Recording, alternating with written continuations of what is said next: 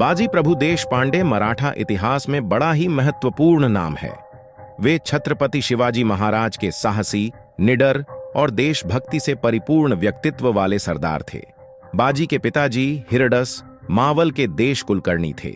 बाजी की वीरता की देखकर ही महाराज शिवाजी ने उनको अपनी युद्ध सेना में उच्च पद पर रखा।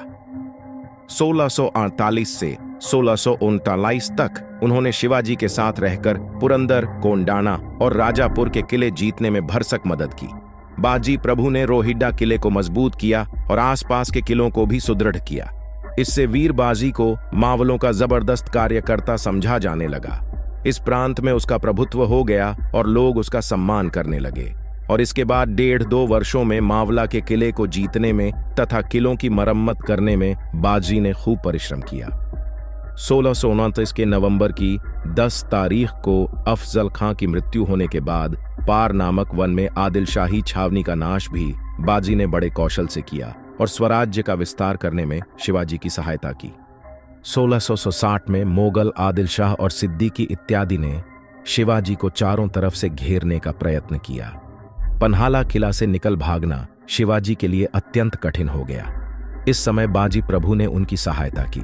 शिवाजी राजा के सेनापति अफजल खान को शिकस्त देने में अत्यंत ही अहम भूमिका अदा की थी। ढूंढ रहे थे और यहीं पर बाजी प्रभु अपने साथ सूरमा मराठा योद्धाओं की एक खेप लेकर आए, जिनमें विसजी मुरामबाग भी था, जो अपनी कद काठी में अफजल खान जितना ही विशालकाय था।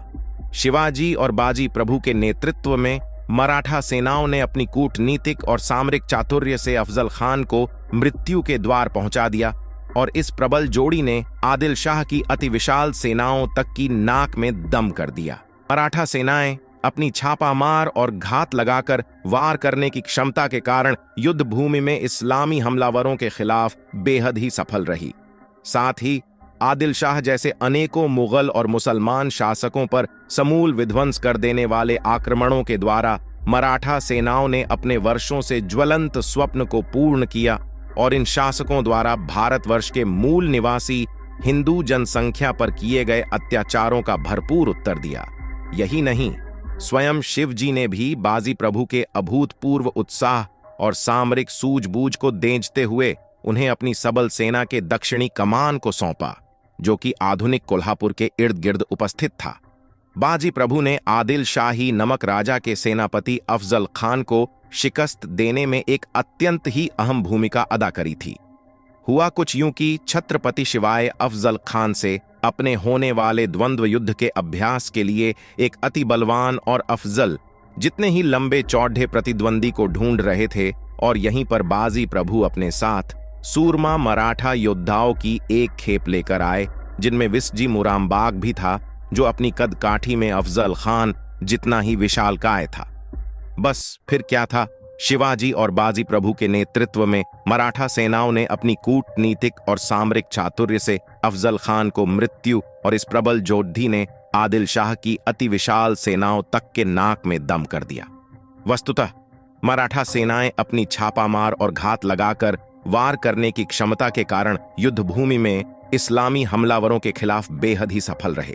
साथ ही आदिल शाह जैसे ही अनेकों मुगल और मुसलमान शासकों पर समूल विध्वंस कर देने वाले आक्रमणों के द्वारा मराठा सेनाओं ने अपने वर्षों से ज्वलंत स्वप्न को पूर्ण किया और इन शासकों द्वारा भारतवर्ष के मूल निवासी हिंदू जनसंख्या पर किए गए अत्याचारों का भरपूर उत्तर दिया। वीर गति। उधर शिवाजी महाराज की सेना को भी विशालगढ़ में पहले से मौजूद एक और मुगल सरदार की सेना का सामना करना पड़ा। उनसे जूझते हुए लगभग सुबह ही हो चली थी और सूर्योदय तक आखिरकार शिवाजी ने उन 3 तोपों को दाग दिया, जो बाजी प्रभु को एक इशारा थी। बाजी प्रभु यद्यपि तब तक जीवित तो थे, परंतु लगभग मरणासीन हो चुके थे। उनके सभी साथी सैनिक हर हर महादेव का उद्घोष करते हुए बाजी प्रभु देशपांडे को उठाकर दर्रे के पार पहुंच गए, परंतु तभी एक वीर विजयी मुस्कान के साथ बाजी ने अपनी अंतिम सांस ली।